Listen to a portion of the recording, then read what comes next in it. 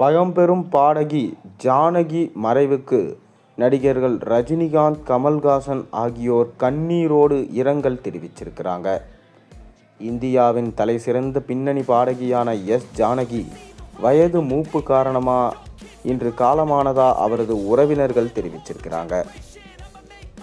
88 வயதான இவர் 40,000க்கும் மேற்பட்ட பாடல்களை பாடியிருக்கிறார்.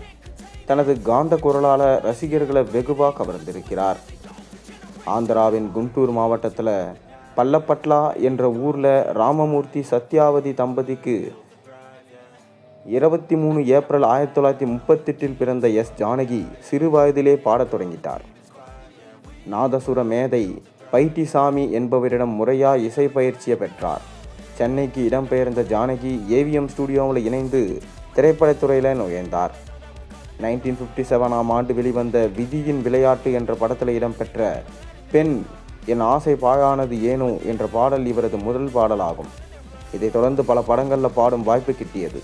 25 ஆண்டுகளில் தென்னிந்திய மொழியில் மட்டுமில்லாமல் கொங்கணி, துளு, சௌராஷ்டிரம், இந்தி, வங்காளம், சமஸ்கிருதம், சிங்களம், ஆங்கிலம் ஆகிய மொழிகளில் ஆயிரக்கணக்கான பாடல்களை பாடியிருக்கிறார்.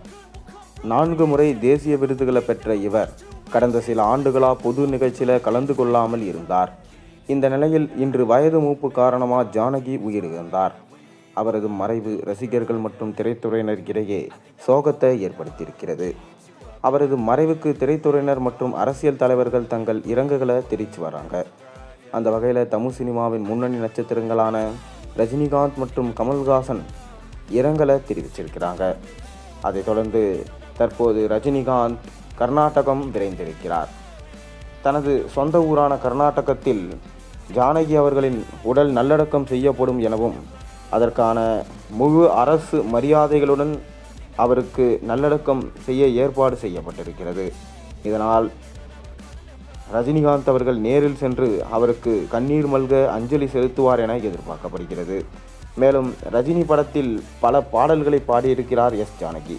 மேலும் கமல்ஹாசன் படத்திலும் நிறைய பாடல்கள், அப்போது இருந்த எஸ்பி பாலசுப்ரமணியம் முதல் இப்போது இருக்கும் அனிருத் வரை அனைவரது இசையிலும் பாடல் பாடியிருக்கிறார். அனைவரிடமும் பாடல் பாடியிருக்கிறார் ஜானகி.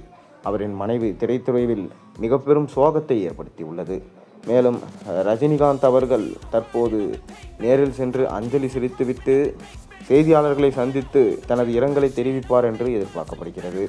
நீங்களும் ஒரு நிமிஷம் அவங்களுக்காக அவங்களோட ஆன்மா சாந்தி அடையட்டும் என பிரார்த்தனை செய்யுங்க.